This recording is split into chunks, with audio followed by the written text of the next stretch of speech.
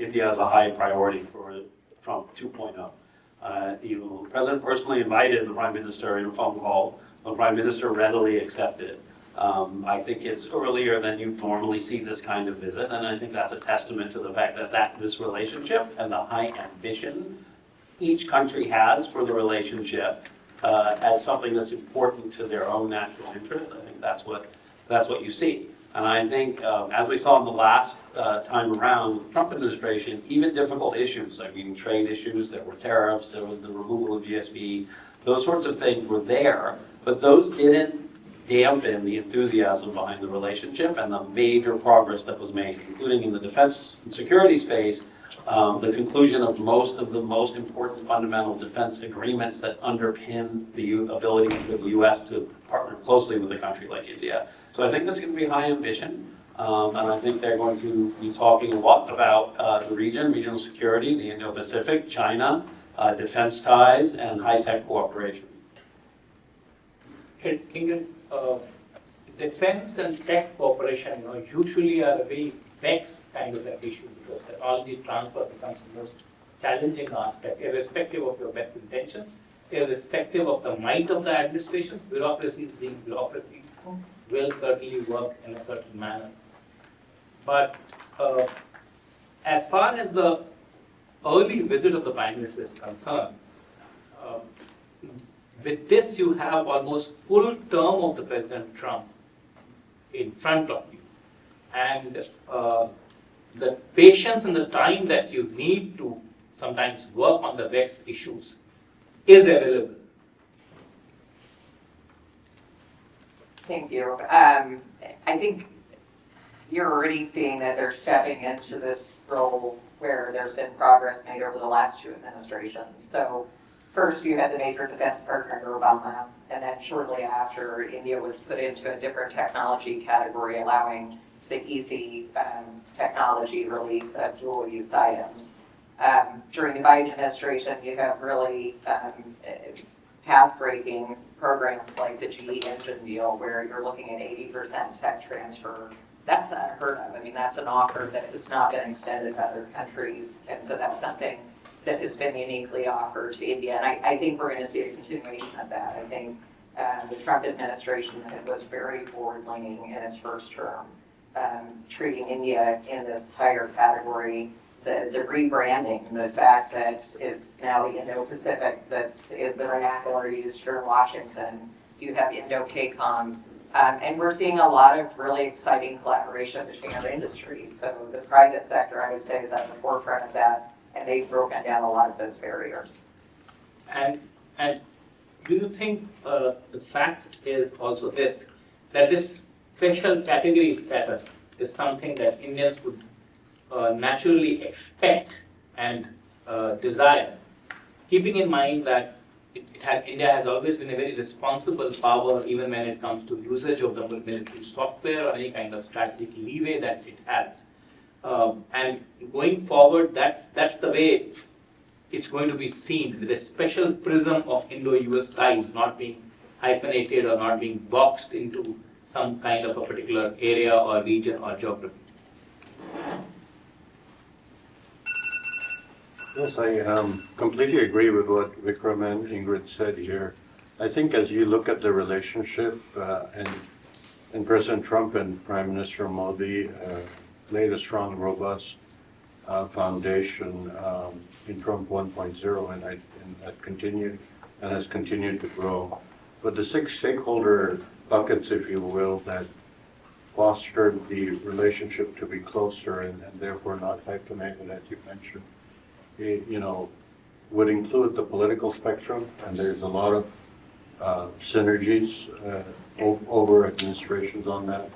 Then the bureaucratic spectrum, there's a lot more understanding of how the systems work, both in terms of procurement as well as operational aspects, including joint exercises, etc. The third bucket would be academia, and often not spoken about, but academics and think tanks are behind the org charts that make a lot of these things happen. The fourth bucket would be the media and the communication speeds and how the perceptions of both countries as they're aligning themselves on various elements of the defense relationship. And then, of course, there's also the end users. And I think the end users in both countries are seeing the benefit of this increased synergy as we're looking for a better global secure order, and the Indo-Pacific was mentioned as well. Finally, the industry captains, whether you're talking about the large industries or the medium or small, or the startup communities, I think there has been a sea change in the last few years thanks to the leadership of Prime Minister Modi as well as President Trump and President Biden, and that will just continue to grow. If you can just pass the line to Sahil. My question would be, in that sense, that defense is one marquee sort of a sector in this entire cooperation. In fact, I was talking to a ranking diplomat yesterday, and he said that if you go back 20 years, there was hardly any cooperation. There was hardly any interoperability, was an unknown term. And now platforms are just one extension of the whole cooperation, whether it is P18, etc. But the whole relationship of the countries has taken such a platform that strategic relationship becomes just one part of it, the entire out of the entire gamut, as our colleague very eloquently described 6 buckets of the relationship. But do you think that defense and the tech transfer still remain the centerpiece of this relationship, or it's just one of them? I think I would agree this is one of the reason being behind this. India was very much dependent on Russia for the defense technology in the past, and eventually last 10 years they have taken effort to go away from Russian platforms, depend on Israeli and French, and now last 4 years, 5 years, the focus with IndusX and ISET was to depend on US on tech. And there's a large opportunity for companies, US companies, whether it is GA, Boeing, or Raytheon, or Lockheed Martin, to co-develop, co-design, co-manufacture in India, because both the heads, whether it is Prime Minister Modi or Trump, both things like businessmen, and they want to be self-reliant. So there's a large opportunity there to co-manufacture, co-design, and have separate IP sharing, technology sharing things. And I think the X factor will focus on more technology side in this term. I believe a lot of technology transfers on both sides will happen. India is also focusing on creating IPs. DRDO has been given mandate. This time the budget has increased from the earlier in defense spend. And India being consumption market for defense, and US being the export market, it's a good pair for both the countries.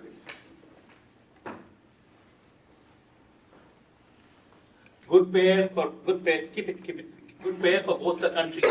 See that platforms or the tie-ups like I said going, receiving a further fillip? I would imagine so. The indications from the National Security Advisor, from the new Secretary of State, Marco Rubio, have all been that when it comes to Indo-Pacific writ large, things that we've seen recently are likely to be built on. I don't know if there'll be rebranding, I don't know if there'll be new focuses, but I do believe that the fundamental desire to make a technology ecosystem that rivals the commercial technology ecosystem you have between the United States and India, which is extraordinarily robust. There's not really a major American tech player that doesn't have a huge presence and have India playing a very important role in what they do.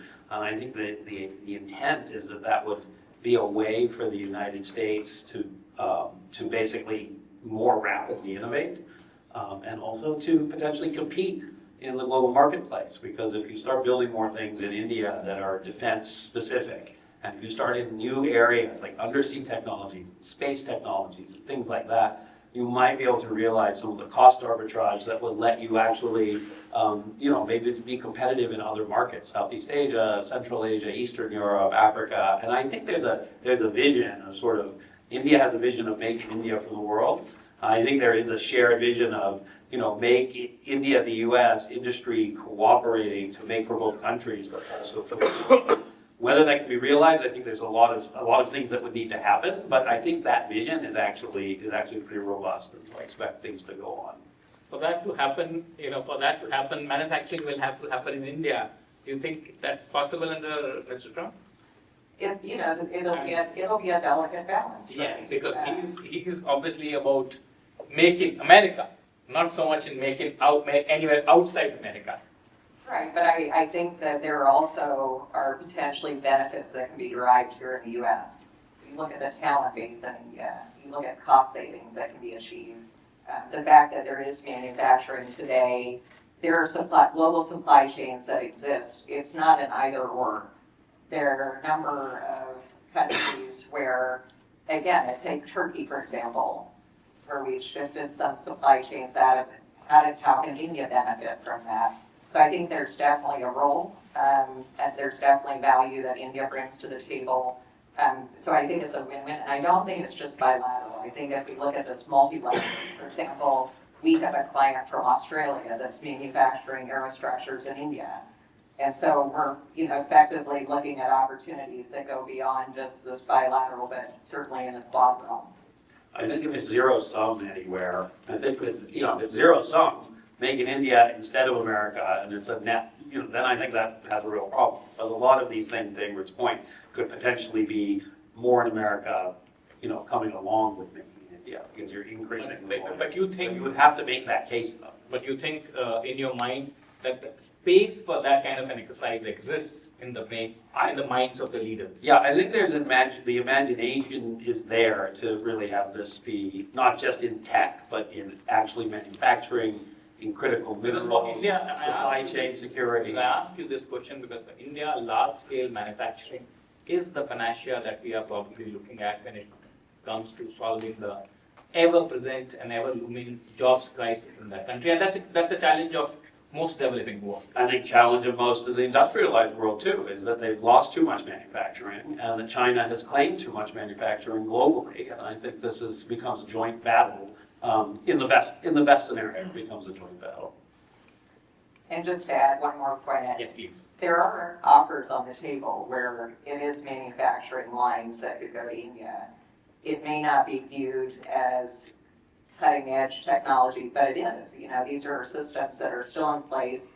They're in war fighting scenarios, and so those are job creators. It's exactly your point. This isn't just a strategic decision. It's something that, in fact, would have economic benefit in India as well. And so that's whether it's Javelin, the Stryker program, the F-21. There are a number of opportunities that I think could be seized early. Number of opportunities that can be seized early, says our friend, but as I said, bureaucracies being bureaucracies. Can it be taken forward? But of course, this time we do have an advantage of an early start, and we still have full 4 years of President Trump's term to begin with. Do you think that that's going to help? Do you think that there's a real possibility where we can think of shifting some high-end manufacturing to India, which is in itself able to sort of germinate some kind of large supply chains? Yeah, I think the building blocks, if you look at the critical and emerging technologies, whether it's artificial intelligence, quantum computing, or any of the various things that have been put on the table in the last few years, those are the building blocks that would tree up into platform level co-production, co-development. And I think we need to elevate the conversation in both countries to a platform level situation where we are leveraging, as Ingrid said, the fact that you have very high-skilled folks in India, as well as the fact that you can have cost efficiencies by and trust. We are a very trustworthy partner. Exactly. When it comes to any kind of high-end technology, there are no allegations of any kind of pilferage, any kind of patent stealing, etc. on our manufacturing, and some very reliable partners have emerged like Tata's. Absolutely. So there are a lot of synergies, I think, in the end objectives of both countries, but by doing this and elevating the conversation to platform level discussions, because thereby you build out supply chains as well. And it's not just about the large companies, but it's also about the medium, small, and the startup companies. And they can all integrate into this. So I see in the next few years that's what's going to happen. I think the businesses on both sides are keen to see the pie grow, so to speak. And I think India and the US are best positioned to leverage that. Speaking of the bureaucracy, I feel that India has opened up defense for private sectors very Yes, there are new players like Adani Defense, also now joining. various players and big players who has been working on. And there is another opportunity on the other side if US opens up with the TA compliant, where India has not been part of the country compliant list, being Japan, Singapore, Malaysia, Australia, Canada, Taiwan are part of the country. If India becomes, and then ITA, RC fields, this kind of compliances become easier framework for India. And if bureaucracy can work on this, it will be much more easier to replicate what we have replicated in commercial as the whole. There were JVs between Cohen, Tata, Lockheed Martin. A lot of companies have done JVs in India for commercial work, but I think now is the time frame where we can focus solely on defense side. And I'm glad that, I'm glad that the talk about the AI came into being, because many are describing that 2026 would be a breakaway year, so to say, for AI and its mass application. Our interest, of course, Indian interest is in the fact that AI is used for the benefit of large swath of our population, to ensure that the benefits reach the last mile, and also to ensure that a qualitative change in the lives of those people come. So you think that with the focus that India is now putting on AI, Prime Minister is just coming here after co-chairing an AI summit, and the American sophistication in the AI, that can also work together, other than other sectors where there is already a palpable cooperation. I mean, I think it's almost an imperative. So, I mean, Prime Minister Modi went to the AI summit. I think you saw Vice President Vance was there, and he made clear that the U.S. focus is shifting from worry and fretting about AI safety, and is moving to AI ambition and AI confidence, and sort of trying to deliver as much as possible, as quickly as possible. And I think if you look at how India has managed, for example, the digital stack and the transformation of the Indian economy from some of the great examples of UPI and Aadhaar, all these things that are platforms are complete, display of ingenuity. Right, and that India is trying to offer to the world. Yes. If you look at the engineering pool, if you look at the brain power that's driving AI, a lot of it is Indian. There's a lot of capacity. What India doesn't have is the compute capacity and the architecture, the Probably infrastructure. not at that level where we would want it to be. Right, but that's probably an area of opportunity for investment as well. And on terms of innovation in AI and partnering, I think it's again, it becomes almost, it's hard to see how you sustain the US lead and the Western lead without India in the face of competition from, for example, from China. So I think it's going to feature prominently. I think there'll be a lot of ambition on what we can do in AI together. And I think a lot of the big Indian players are ready to make those infrastructure plays to help India be more than, it'll definitely be a source of training data. It'll definitely be a source of, there's a lot of data available in India. So if it's in healthcare, or if it's in any number of fields, you can leverage the data in India already. But I think India is going to have more ambition. It's going to want to be a part of the global AI story. Obviously, the Prime Minister doing the summit is a part of that. But I think this is an area where the Indians will come and say, hey, we're ready to level up. And there's a lot of areas right now that are contested in areas of concern. Supply chain, critical minerals, where we're going on AI, they mentioned quantum. There's a lot of areas where the worry really in the West is, are we going to keep our edge? How India plays into keeping the edge vis-a-vis China becomes much more than just a security story. In terms of collaboration, it looks like imperative, because look, India has been a traditional IT powerhouse, and a lot of global platforms have been powered, and a lot of global CEOs actually are of Indian origin, and at some point in time started in India actually. So collaboration is fine, but as our friend here says that it's going to be more ambition on part of India. Is the West ready? Is the United States ready to accommodate that that ambition in the field of AI and other emerging tech? Well, what was interesting was at the very end of the Biden term, there was an executive order that came out on high-performance chips. and the limiting how many can be sent to India and other countries. Yes. I think that should be a goal of the Trump administration, is try to strip that away. Because I think unless India has access to high performance chips, it limits what India can do. And so, yes, on the private sector side, there's enormous collaboration, but we need to make sure that the barriers are removed. The barriers are removed, says our friend there, Ingrid. But easier said than done? No, I again think that there's so much synergy in terms of the eventual objectives here. I mean, we were talking about AI. So there are two use cases, if you will, for AI that I'd like to bring out. I think persistent surveillance is going to be a national security need, not just for US and India, but for all like-minded nations. And persistent surveillance, therefore, you generate petabytes of data that you have to interpret, and AI will be a critical,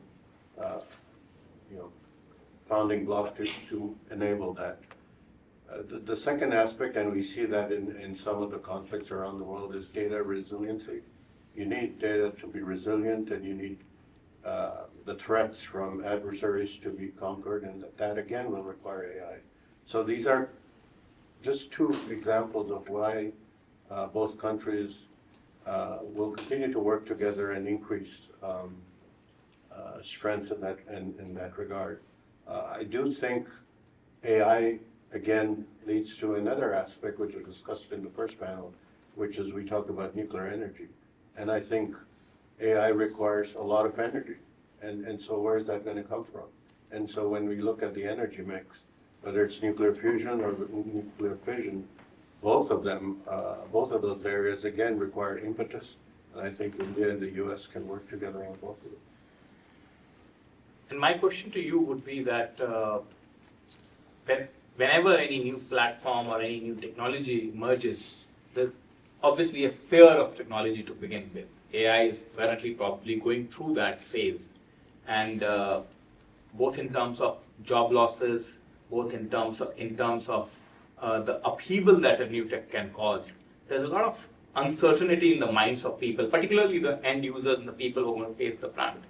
Do you think that a more collaborative manner of spread, the collaborative process of spread of AI, can also address those challenges which are particularly important to vulnerable countries like India? I think great that you brought this point. I was trying to touch this. A few months back, I was in UN, and it's a personal interest because our company focuses on AI and data storage infrastructure. And that brings me to a point. This is the first time when internet world came in. European Union was the first to bring the policy to control, to see schooling, to security. Similarly, UN is now focusing on the committee on AI and trying to school things how it will be controlled. But last week, Google changed their policy to work on defense weapons and autonomous weapons and AI weapons. And similarly, India, where the security, privacy laws and laws are not that strong, India has to focus developing that. And this is the first time where globally, across whether it is China, whether it is India, whether it is Europe, AI talent is there. This is the first time at the same pace, everybody is trying to build models, everybody is trying to build some platforms, which will become part of the world by 2026, 2027. Garg has published a report. By 2027, world will be using AI in wars, in defense, and other sectors. Final word to the lady. What do you think, my final question as well, what do you think can be, and which is also quite a mundane question, what do you think can be the big takeaway from this emerging out of this summit that we are going to see tomorrow? What do you think, is it going to be more cogent in terms of delivered outcome, or will it be a process that we will see being set in motion for the next 4 years? I think it's going to be a combination. I think we've already seen that both governments are quite forward-leaning in terms of ambition. But there will be areas that are going to require work, trade being one of those. But I think on the defense side, we may see some early opportunities. Certainly making sure that there's a continuation of some of the programs that exist today. especially the honoring the tech transfer agreements that have been agreed to. But I think it's going to be an exciting 4 years ahead. You know. And to go back to the point that you made, you know, that executive order during the President Biden's term needs to be rolled back. Do you see any tangible progress being made, delivered out of this summit, or do you think it'll again be a little more process driven? I think it'll be more process driven. Thank you very much, ladies and gentlemen. Thank you. We can open this up for Q&A, so please direct your questions to any of the panelists, and obviously your name and affiliation, and do speak up for our microphone over there. Hi, thank you so much. My name is Nayan. I'm with Voice of America and also the Wilson Center. I have a couple of questions. One about the Quad. Now, the foreign ministers met a day after the inauguration, and if you look at the joint statement that was issued, it was mostly more focused on security rather than development, which was used to be under the Biden administration, was an equally important pillar of the Quad. Do you think India is ready to have Quad as a more security focused organization, and maybe because Trump administration, of course, has been very focused on defense and security in the Indo-Pacific and regional security. So do you think India is ready to take up the mantle of being more active in the security space going forward? That's one. Second, in the previous panel, we have been talking about how there are concerns in India that Trump may strike a grand bargain with China. There are concerns in the US as well about recent agreements between India and China. So why do you think that there is a mistrust in this triangle when it comes to China between India and the US? And do you think both sides are not talking to each other or not briefing each other more on their relationship with the Chinese? This is for you guys to answer. So I'll add to and take it some perspective. I was discussing the other day with some of top bureaucracy. He was mentioning that, US is a mindset where companies, private sector focus on what is the financial gain out of this relationship. And spend of India is very less than other countries in defense or any other field. And China is being the more powerful in spending.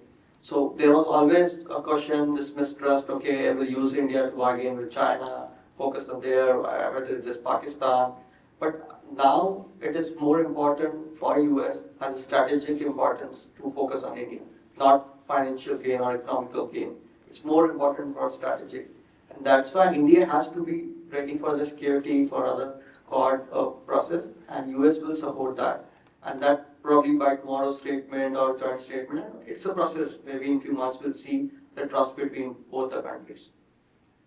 On the Quad specifically, I would argue the Quad has always had a security focus in its latest iteration since the last Trump administration when it got upgraded and then further elevated in the Biden administration.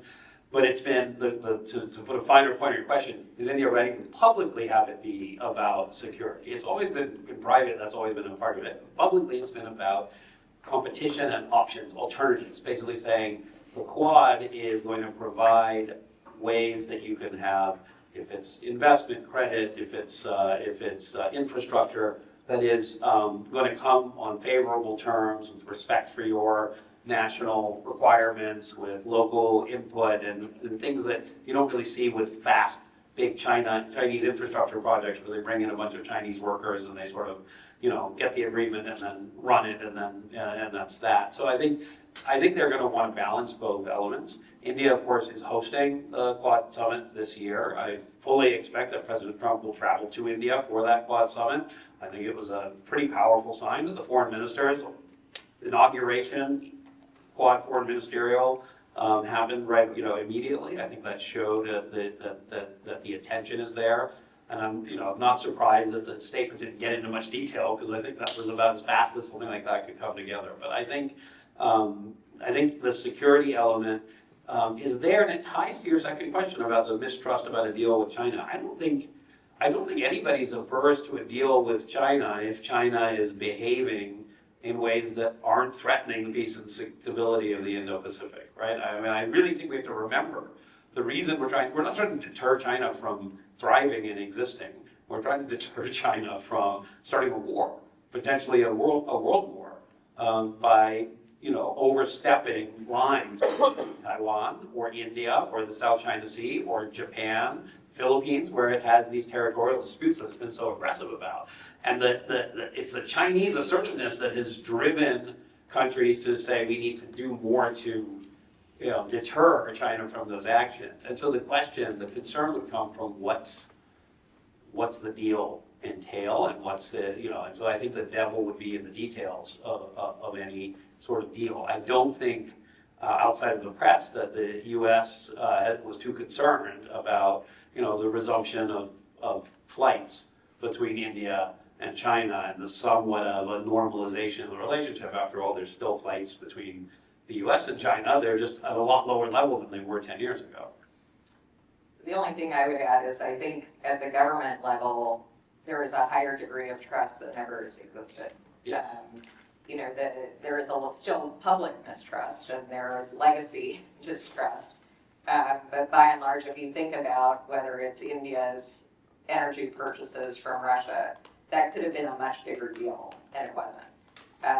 You look at the defense procurements, again, certainly Capitol Hill's not pleased, the administrations aren't pleased, but that's something that this would have derailed the relationship in the past. So I think we're in a much better place, but I think the threat environment is such that if you're talking to military leaders on both sides, they recognize how serious the situation is, and the fact that you now have China and Russia and Korea, from the Trump 1 to Trump 2, the situation is far worse than what it was before. So I don't think that there will be that resolution in the near term.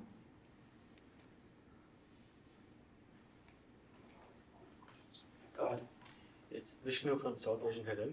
How do you think this Trump administration's tariffs of 25% on steel and aluminum would impact India? Where's Mark?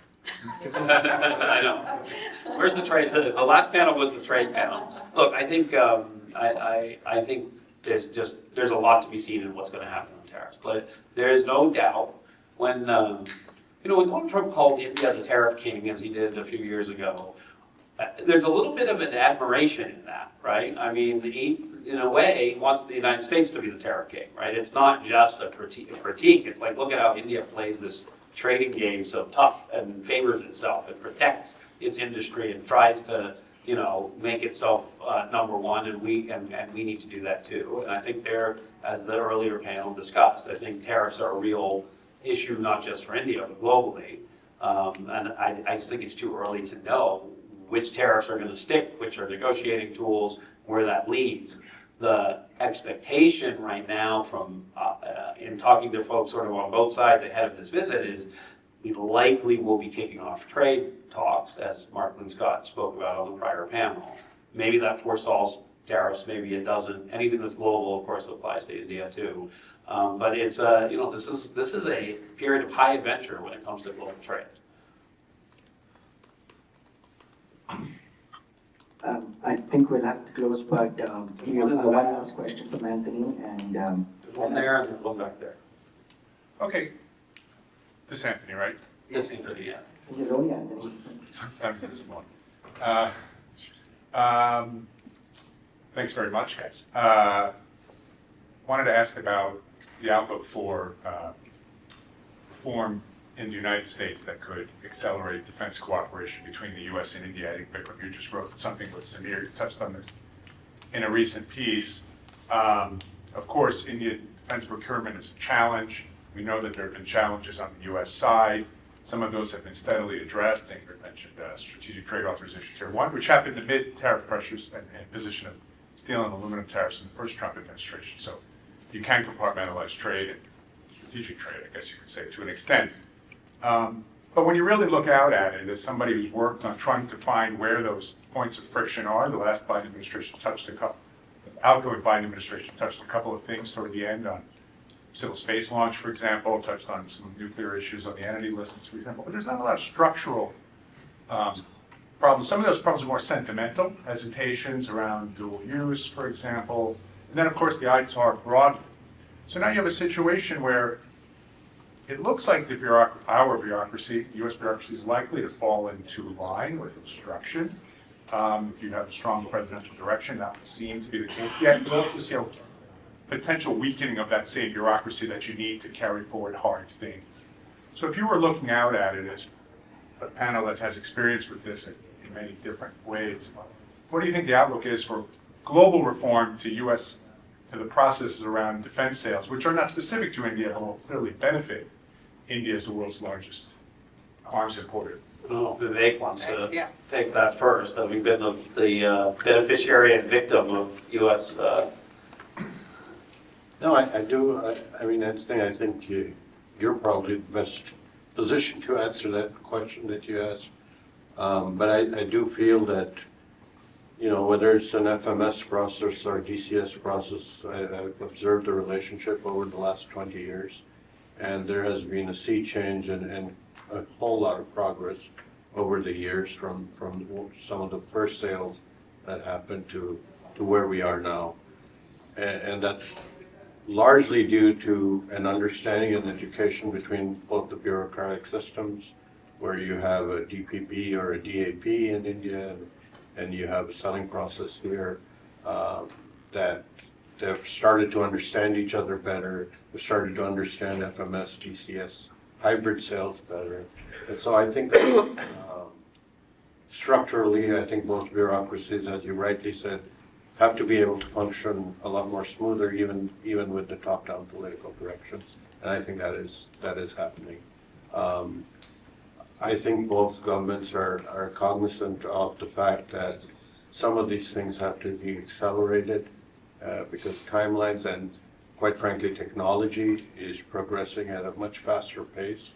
So as soon as, let us say, India has solidified their qualitative requirements for procuring a type of platform, and if the timelines to actually procure the platform is so large, you already have other products that are in the market that will start to compete with this longish process. So, but I think a lot of progress has been made. I mean, look, the fact is, the big deals that we've seen, including, we haven't even talked about General Atomics' big sale in progress of the MQ-9 drones, but then these creative deals, Javelin, and let's co-produce those things, or those they're still ideas, or the ones that seem like they're moving forward, like the GE jet engines. Those took, as you know, top-level political pressure on the system to force them forward. I don't have a way to know this will happen, but I suspect this administration will try to make it more standardized, speedy response. And that could be on everything from how quickly things get processed when there's a request for information that now, a lot of times these things take 6 months. I'm talking to a company right now that's wondering why they haven't had a response from the Navy in 6 months to a request from the Indians. And I think this administration is likely to identify those kinds of really sclerotic and unacceptably slow, processes, and probably try to hammer on them, rather not just with the White House calling and saying you have to do this, being the only tool. So I wouldn't be surprised to see some reforms. I wouldn't be surprised to see more empowered folks put in the state, in the political military bureau, maybe at DITSA, the Defense Technology Security Agency, maybe the Defense Security Cooperation Agency, sort of say, like, how do we help America sell to the world? Because there's a real desire to get American industry moving. And if you look at reindustrialization or boosting the defense industrial base in the United States, a big part of that has got to be competing on the global stage effectively. And if our friends or adversaries, the Chinese and the Russians, or the French and the Israelis, are outperforming, I think that's likely to get attention. But watch this space. And just to add on, I think the acceleration will happen because it's good or bad. US has realized India is a great partner to decrease the influence of Chinese defense across, which is country coming near towards US. if you see whether it is South America, whether it is other regions where Chinese influence is coming much largely, selling a lot of defense things, US has realized India is the next big thing to partner with to decrease this influence. It will accelerate as everybody has pointed out. And my final thing would just be like, why shouldn't the United States be helping India with its undersea programs or with its strategic capabilities or with its aircraft carriers? And I think those questions will, I mean, they get asked every now and then, and mostly are put in the too hard bucket, but maybe those are areas that are going to be open for discussion. And and it's not just the US giving to India. I mean, I actually think whether it's shipbuilding or we've got Sub-Zero outside, but India has experience in certain environments that we don't. And so what can India bring to the table too that would be beneficial to the US side? I think that's probably been missing in all of this as well. Yeah. I think Jay, a final question, and then we can bring the panel to a close. Okay. Talk towards that. How does Iran factor into the talks today or tomorrow between the president and prime minister? Will India's relationship with Iran be used as a potential mediating tool to resolve the conflict in the Middle East? Well, I mean, now you're out of the realm of any of our really knowing what we're talking about. But this is what I would say. The president, his most recent comments on Iran were essentially like, I would love Iran to do well, and we would love them to be prosperous, but they can't get a nuclear weapon. And if they go the wrong way, all hell will break loose. Right? It was one of the all hell break looses. I'm paraphrasing. It's not a quote. I think that actually though sums up where he'd want to be. And I think Iran is in a profoundly different position than it was. This I can speak to a little bit, from a military security standpoint. Iran is in a very different position than it was last time around. And last time around, maximum pressure was the approach of the Trump administration. They would argue it was more effective than the alternative. This time, Iran has very little room for maneuver, and it is, as a consequence of Iran choosing to launch hundreds and hundreds of ballistic missiles at Israel, it not once but then twice, it invited the destruction of its air defenses and exposed itself as extremely vulnerable, and it lost all of its proxies in the region. So I think Iran's at an interesting weak point. I would actually hope that good offices from other powers that could encourage the Iranians to think differently would be used, and that could include India.